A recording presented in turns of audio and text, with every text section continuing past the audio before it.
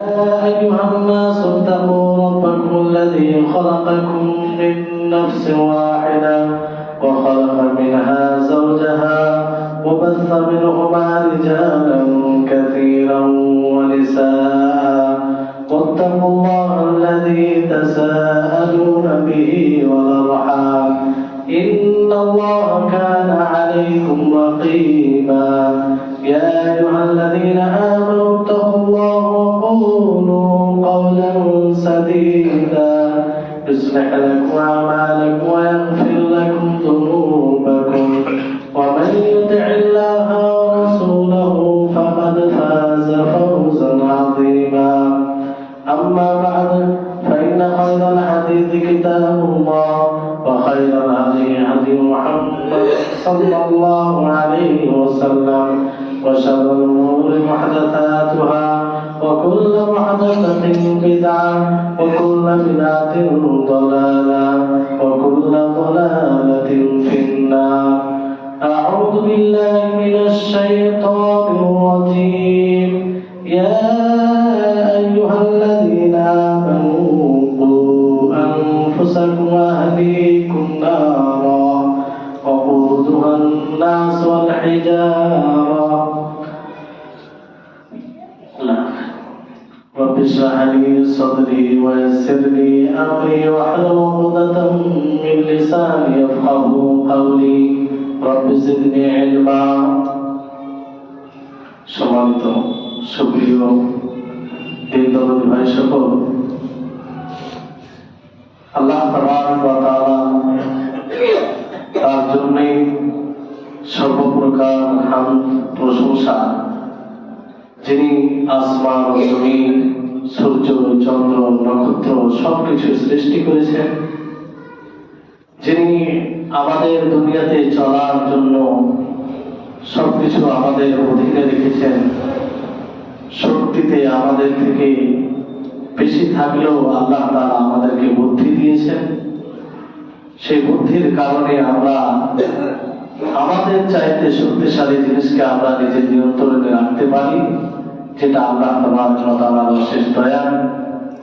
তারপরে আমাদের সকলের প্রাণপ্রিয় নবী করিম মুহাম্মদ মুস্তাফা সাল্লাল্লাহু আলাইহি ওয়াসাল্লাম, তিনার উপর অসংখ্য শান্তি ধারা বর্ষিত হোক, যিনার শিক্ষার ফলাফলেই আমরা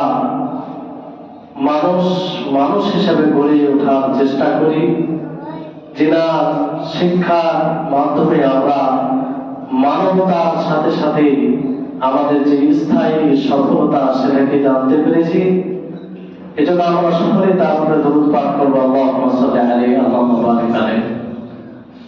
সম্মানিত উপস্থিতিগণ, আল্লাহ তাবারক ওয়া তাআলা আমাদেরকে সৃষ্টি করেছেন স্বভাবের উপরে, আর সেই স্বভাবটা হচ্ছে ইসলাম। আমরা যদি ইসলামকে মেনে চলি, ইসলামকে নিজের জীবনে বাস্তবায়ন করি, তো সেটি হবে আমাদের স্বভাব অনুযায়ী জীবন। যখনই আমরা ইসলাম থেকে বের হব, একটু বের হব, একটু একটু একটু করতে করতে আমরা আস্তে আস্তে নিজের স্বভাব, নিজের নেচার, যার সমর্থন আমাদের স্বভাব, আমাদের নাস করে, সেটা থেকে আমরা বের হয়ে যাই। তারপরে আমরা টেরও পাই না।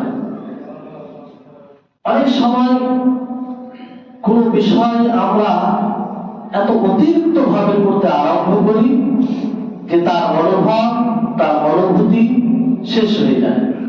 এই জন্য আরবিতে একটা কথা বলা হয়, ইদা কাসুরাল মাসাস জাল্লাল ইহসাস, ইয়াজালাল ইহসাস, যে যখন স্পর্শ বেশি হবে তখন অনুভূতিটা শেষ হয়ে যায়। আপনার শরীরে যদি কিছু, যেমন একটা উদাহরণ দিই, আপনি চশমা পরেন, তো প্রথমে চশমা যখন লাগান তখন মনে হয় যে নাকের উপরে কি লটকে আছে, অস্বস্তি ভাব লাগে, তাই না? কিন্তু একটা সময় আসে যে তারপর কিছুই মনে হয় না, আছে কিছুই মনে হয় না, কারণ সেটা আপনি ব্যবহারে অভ্যস্ত হয়ে ফেলেছেন। আমরা জীবনে চলতে গিয়ে তাই করি। যখন একটা বিষয়কে বারবার করি তখন সেটা গুনাহ, সেটা পাপ, সেটার আযাবের যে ভয় সেটা দূর হয়ে যায়। আর আমাদের জীবনে তাই হয়েছে। অনেকগুলো বিষয় আমরা এমন ভাবে করতে আরম্ভ করেছি, অনেকগুলো বিষয় আমাদের জীবনে এমন ভাবে চলে এসেছে যে আল্লাহুল মুস্তাআন, আল্লাহ আমাদের হেফাজত করুন। যে মনে হয় সেটা পাপই নয়, সেটা আল্লাহর অবাধ্যতা নয়, সেটা মনে হয় যে করতে গেলে লাভ রয়েছে। আজকে যে বিষয়টি আপনাদের সামনে বলবো সেটা প্রতিটি মানুষের সাথে জড়িত, আর প্রতিটি মানুষের মধ্যে ইনভলভ রয়েছে কোনো না কোনো ভাবে। এই জন্য শুনে নিজের মধ্যে যদি সেটা থাকে দূর করার চেষ্টা করবেন। সম্মানিত উপস্থিতিগণ, সেটা হচ্ছে যে দায়ুসের ব্যাপারে আপনারা জানেন, শুনেছেন, কিন্তু দায়ুস কাকে বলে? দায়ুস কি জিনিস? যে দায়ুসের ব্যাপারে নবী সাল্লাল্লাহু আলাইহি ওয়াসাল্লাম এত কঠোরভাবে বলেছেন, শুনতে পাবেন। কিন্তু দায়ুস কাকে বলে? দায়ুস কি জিনিস? আমরা যদি দেখি হাদিসের আলোকে, তাহলে দায়ুস বলা হয় যে তার পরিবারের স্ত্রী হোক, তার কন্যা হোক, তার বোন হোক, তার মা হোক, তাকে যখন অশ্লীল কাজে দেখবে আর তাকে বাধা দেবে না। একে দায়ুস বলা হয়। যার মধ্যে ঈমানি গায়রত থাকে না, ঈমানি আত্মমর্যাদা থাকে না, তাকে দায়ুস বলা হয়। ইমাম আবু হানিফা রাহিমাহুল্লাহ তিনি বলেন যে দায়ুস তাকে বলে যার কন্যা অথবা স্ত্রী অথবা তার মা অথবা তার মেয়ে, এগুলো কন্যা হোক, মা হোক, স্ত্রী হোক, বোন হোক, বাড়ি থেকে বের হয় আর তার খোঁজ খবর নেই না, সে কোথায় গেল, কি করতে গেল, একে দায়ুস বলা হয়। সম্মানিত উপস্থিতিগণ, আপনি এই বিষয়টাকে হালকা ভাবে নেবেন না, এই বিষয়টাকে হালকা ভাবে নিয়েন না। নবী সাল্লাল্লাহু আলাইহি ওয়াসাল্লাম হালকা ভাবে নেননি, সাহাবায়ে কেরাম তিনারা হালকা ভাবে নেননি। নবী সাল্লাল্লাহু আলাইহি ওয়াসাল্লামের বাণীর মধ্যে যদি আমরা বিশ্বাস রাখি, আল্লাহ বলছি আমাদের শরীরের মধ্যে কম্পন চলে আসে। নবী সাল্লাল্লাহু আলাইহি ওয়াসাল্লাম তিনি বলেন দায়ুস লা ইয়াদখুলুল জান্নাহ, যে দায়ুস জান্নাতের মধ্যে প্রবেশ করবে না। এর যে আর কঠোর বাণী কি হতে পারে, এর যে আর বড় শাস্তি কি হতে পারে? সম্মানিত উপস্থিতিগণ, এই দাও আমরা এমন কথা নয় যে সেই দায়ুসের আওতায় রয়েছি, আমরা জীবন যাপন করছি অথচ দায়ুস হয়ে আছি, এটা দেখার বিষয় আছে। কারণ এই যে প্রথমে এই জন্য কথাটা বললাম যে কাজগুলো আমরা বারবার করি সেটার অনুভূতি শেষ হয়ে যায়। এর আরেকটি উদাহরণ দিই। একজন ব্যক্তি মদ খায়, মদে অভ্যস্ত, তার সামনে যদি কেউ শুকরের মাংস খায়, তাই কি হবে? এই তুই শুকরের মাংস কেন খাচ্ছ? এটা তো হারাম। সে মদ খাচ্ছে, এটা জানে না এটা হারাম, সে জানে হারাম, কিন্তু তার মধ্যে অনুভূতি হারাম হওয়া, এই অনুভব এটা শেষ হয়ে গেছে। কারণ ভাগবান তার সাথে জড়িয়ে আছে, কিন্তু শুকরের মাংস সাধারণত খায় না। ফলে হঠাৎ করে যখন দেখে শুকরের মাংস হারাম, তুমি কেন খাচ্ছ?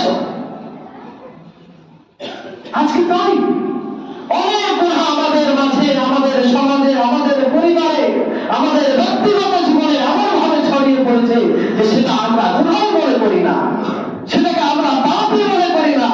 আমাদের চোখের সামনে, আমাদের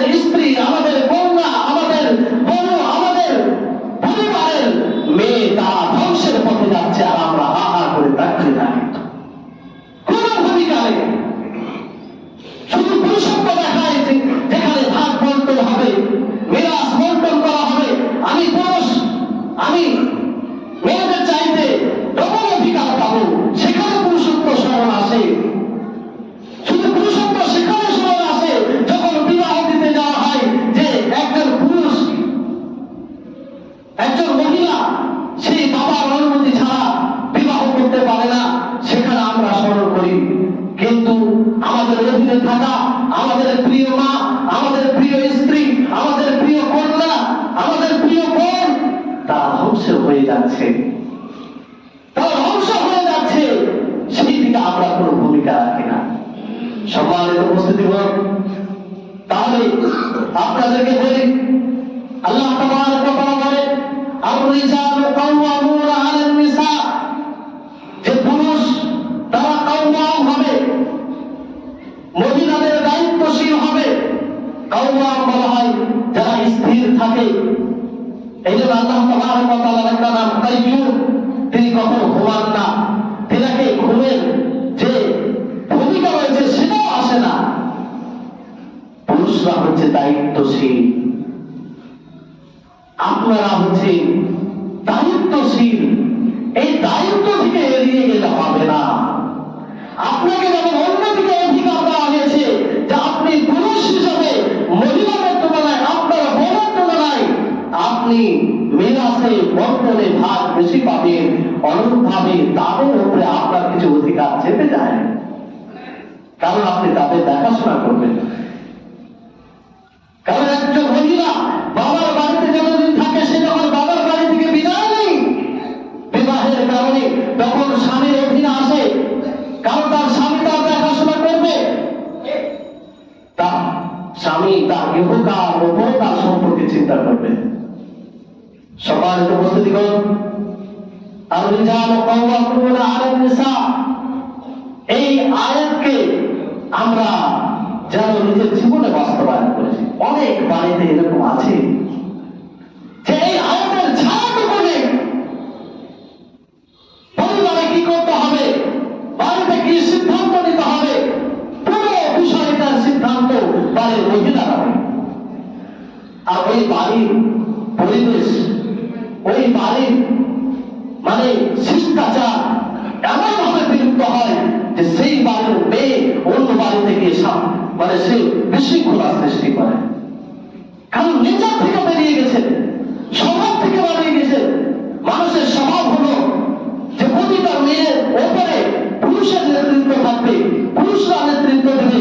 আপনাদেরকে যে বাড়িতে স্ত্রীদের, মহিলাদের নেতৃত্ব থাকবে, সেই বাড়ির পরিবেশ কোনোদিন ভালো হতে পারে না। তার একটি উদাহরণ দিলে বুঝতে পারবেন। আমরা জানি যে মাকুসা, দেখেছেন মাকুসা? মাকুসা ঘর দেয়, লক্ষ্য করবেন যে মাকুসা ঘর দেয়, সেটা হচ্ছে স্ত্রী। এই জন্য তার ঘর অতি দুর্বল থাকে, একটুতেই ভেঙে যায়। তো এটার সাথে অনেকের উদাহরণ দেয় যে যেই বাড়িতে মেয়েদের নেতৃত্ব থাকে, সেই বাড়ির কোন জিনিস ভালো থাকে না। সম্মানিত উপস্থিতিগণ, তাদেরকে ভালোবাসুন, তাদেরকে মর্যাদা দিন, কিন্তু তাদের জায়গায়, তাদেরকে তাদের জায়গায় রেখে। তারপরে আলী রাদিয়াল্লাহু তাআলা আনহু তিনি একবার বলেন, গায়রত বলতে যে দাইয়ুস, তিনি বলেন যে তোমাদের মহিলা বাজারে যাচ্ছে, পুরুষদের সাথে ঘেঁষাঘেঁষি করছে, পুরুষদের সাথে সংমিশ্রণ হচ্ছে, তোমাদের মধ্যে কি গায়রত নেই? ঈমানি গায়রত নেই? আত্মমর্যাদা নেই? যে তোমার মা, তোমার মেয়ে, তোমার স্ত্রী অন্য পুরুষের সাথে কি করে মিলতে পারে? তখন তিনি বলেন যে ওই ব্যক্তির মধ্যে কোনো কল্যাণ থাকতে পারে না যার মধ্যে কোনো গায়রত নেই, ঈমানি গায়রত, আত্মমর্যাদা, ঈমানি গায়রত, এটা থাকা জরুরি। আপনার ঈমান, আপনার আত্মমর্যাদা, এটা কি করে সমর্থন করে যে আপনার মেয়ে অন্য পুরুষের সাথে কথা বলবে, আপনার স্ত্রী অন্য পুরুষকে তার অন্য পুরুষের সামনে তার সৌন্দর্যতা প্রকাশ করবে? এটা কি করে আপনি বরদাস্ত করেন? আপনার ঈমান কি করে সমর্থন করে? এটা কি করে আপনার রাত্রে ঘুম হয় যে দিন রাত আপনার স্ত্রী, আপনার মেয়ে বাইরে খোলামেলা হয়ে দাঁড়ায় আর আপনি আরামে ঘুম পান? সম্মানিত উপস্থিতিগণ, ঈমানে গায়রতকে জাগ্রত করুন, আত্মমর্যাদাকে জাগ্রত করুন। এটা আপনার কল্যাণ সংরক্ষণ রয়েছে।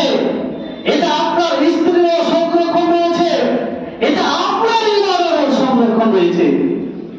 আল্লাহ তাবারক ওয়া তাআলা বলেন, ইয়া আইয়ুহাল্লাযীনা আমানু কু আনফুসাকুম ওয়া আহলিকুম নারা ওয়া কুদুহা আন-নাস ওয়াল হিজারা আলাইহা মালাইকাতুন গিলাযুন শিদাদুন লা ইয়াসুনাল্লাহা মা আমারাহুম ওয়া ইয়াফআলুনা মা ইউমারুন।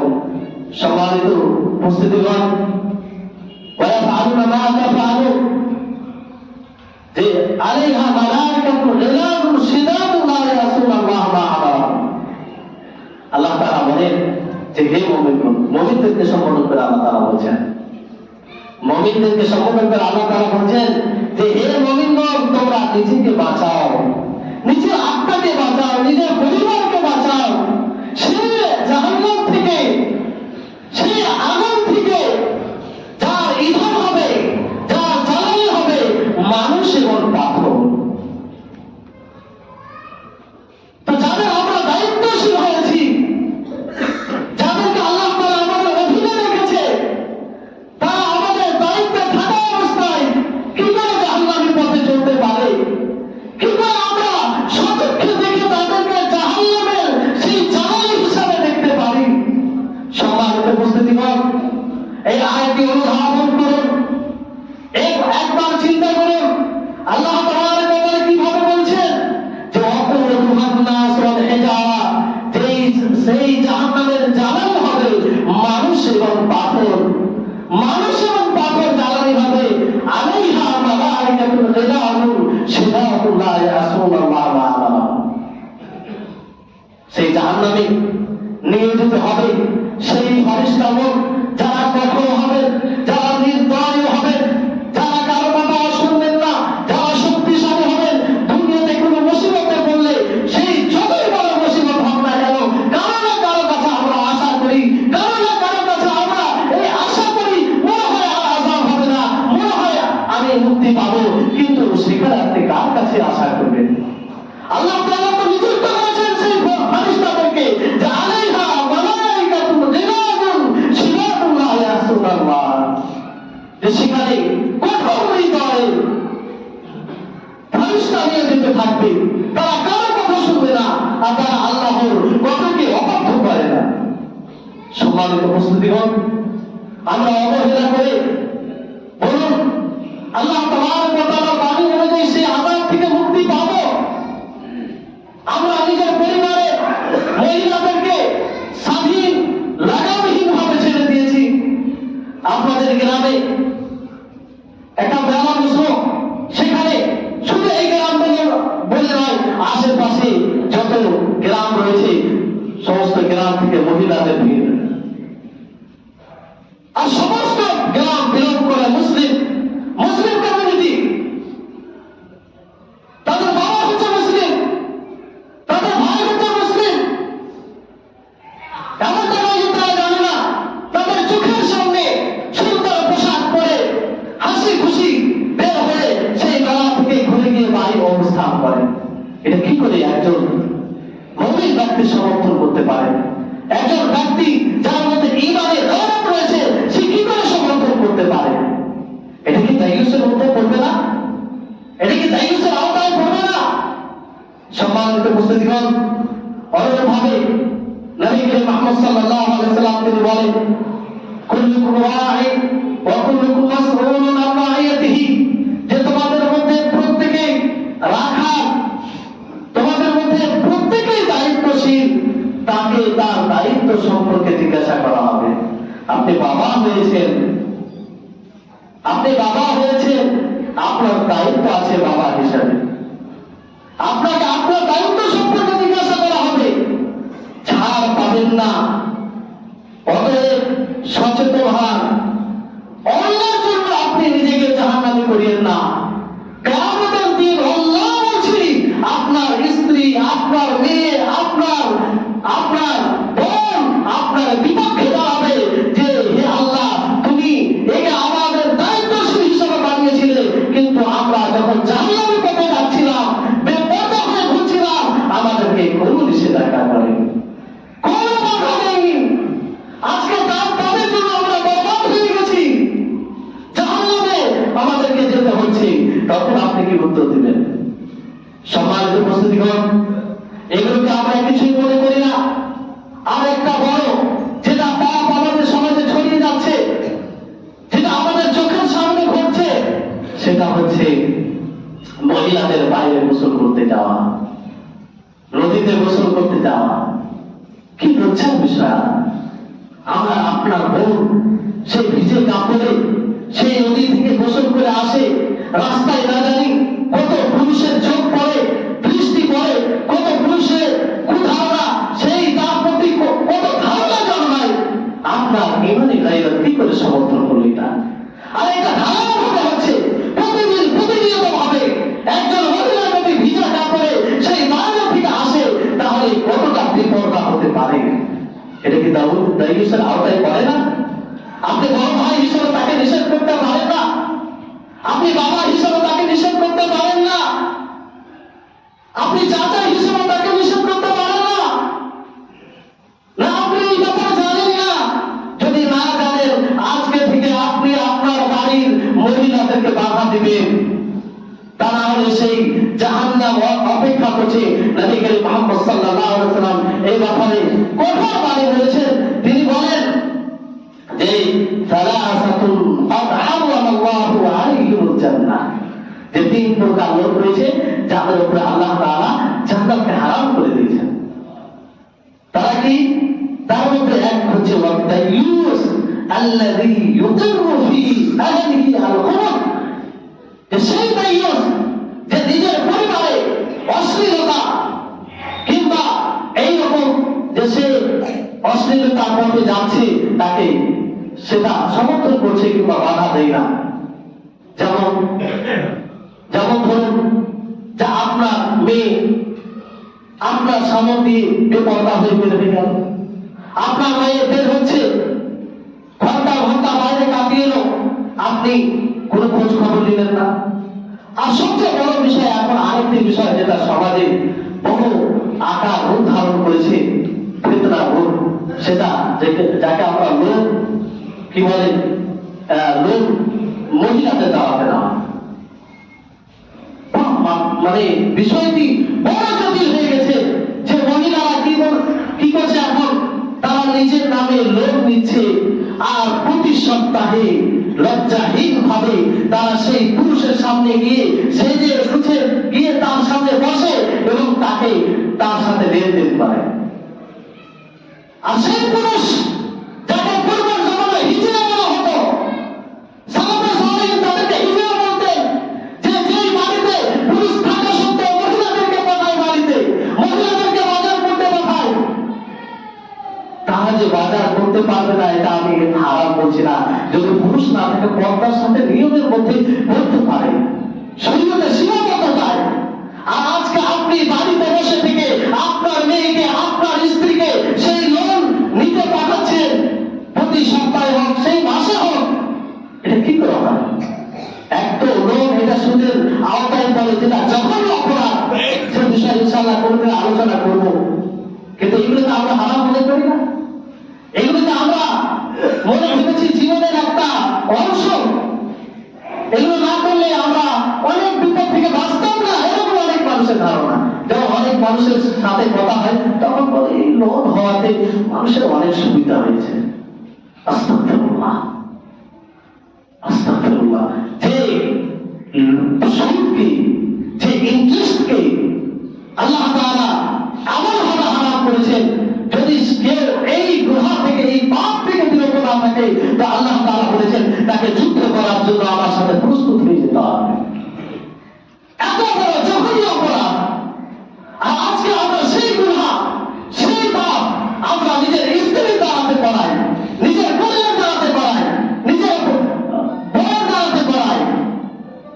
সম্মানিত উপস্থিতিগণ, হয়তো কথাগুলো কাগজের মধ্যে তো বড় হবে, খারাপ লাগছে, কিন্তু খারাপ লাগার কিছু নয়। এই খুতবা হচ্ছে যে মুনকারাতের উপরে কথা বলা হবে, মানুষের মধ্যে যেটা পাওয়া যায় সেটা নিয়ে আলোচনা করা হবে। এই খুতবা হচ্ছে একটা চিকিৎসার জায়গা, এই খুতবা হচ্ছে একটা সংশোধনের জায়গা। অতএব আজকে যে আলোচনা শুনে আপনার আমার সকলের দিয়েছেন সেটা অনুযায়ী আমল করবেন, সেটা অনুযায়ী আমল করবেন। সম্মানিত উপস্থিতিগণ, অন্যভাবে অন্য হাদিসে এইভাবে এসেছে যে দাইয়ুস, আশা করে বুঝতে পেরেছেন দাইয়ুস কাকে বলে। আর ওই সব মহিলা জান্নাতে যাবে না যারা পুরুষের মতন হয়ে যায়, পোশাক সংকীর্ণ থাকে, যে শরীরের অঙ্গে ভঙ্গি সব বোঝা যায়, পোশাক যে এমন পাতলা থাকে যে শরীরের ওপর মানে উঁচু সব স্পষ্ট হয়, এমন পুরুষের যেমন পোশাক হয় তেমন তারা পোশাক পরিধান করে, এইগুলো তার মধ্যে আসবে। আর এদের ব্যাপারে নবী করিম মুহাম্মদ সাল্লাল্লাহু আলাইহি সাল্লাম বলেছেন যে তারা জান্নাতে যাবে। চিন্তা করুন, তাহলে এগুলো দায়িত্ব তো আমাদের, যা আমরা তাদেরকে সতর্ক করব, আমরা তাদেরকে বাধা দেব, আমরা তাদেরকে সেই জাহান্নাম থেকে সতর্ক করব, জান্নাতমুখী করব। সম্মানিত উপস্থিতিগণ, এইভাবে যাই হোক, আপনারা বুদ্ধিজীবী মানুষ, এমনটা নয় যে আপনারা বুঝতে পারেন না, সবই বুঝতে পারছেন। আল্লাহ তাআলা অতটুকু জ্ঞান সবাইকে দিয়েছেন। ফলে বুদ্ধিমানের কাজ হবে যে যেসব গুনাহ, যেসব পাপ আমাদের মাঝে পাওয়া যায় সেগুলো থেকে আমরা বিরত থাকবো। আল্লাহ তাআলার কাছে দোয়া করি, হে আল্লাহ তুমি আমাদেরকে পূর্ণ হিদায়াত দান করো। হে আল্লাহ তুমি আমাদের মধ্যে, আমাদের হৃদয়ে জাহান্নামের ভয়াবহতা এতে পরিপূর্ণ করে দাও। হে আল্লাহ তুমি আমাদের মধ্যে সেই জান্নাতের প্রলোভন, সেই জান্নাতকে পাওয়ার যে আশা, সেই আশাই পরিপূর্ণ করে দাও, যাতে আমরা সেই জান্নাতি কর্ম করতে পারি আর সার্বিকভাবে আল্লাহ তাআলার অবাধ্যতা থেকে যেন বাঁচতে পারি। এর তৌফিক যেন আল্লাহ তাআলা দেন। ওয়া আখিরু দাওয়ানা আলহামদুলিল্লাহ।